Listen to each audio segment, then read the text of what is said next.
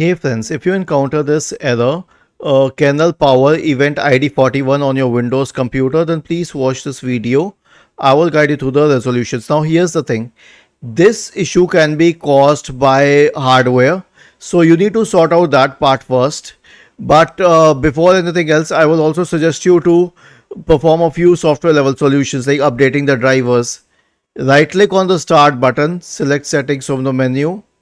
Go to the Windows Update tab on the list on the left hand side and select check for updates in the right pane. The next solution is an SFC scan. Search for command prompt in the Windows search bar and click on run as administrator. Type the command sfc /scan now and hit enter to invoke the SFC scan. Last solution is to disable fast startup. And how do we do that? So press the Windows key and the R key together to open the run window and type the command powercfg.cpl, hit enter. This will open the power options window. Go to choose what the power buttons do.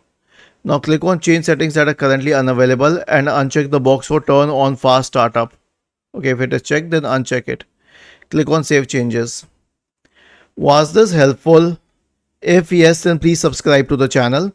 If not, then let us know in the comment section of the video on how we could help you further. Thank you for watching this video and have a nice day.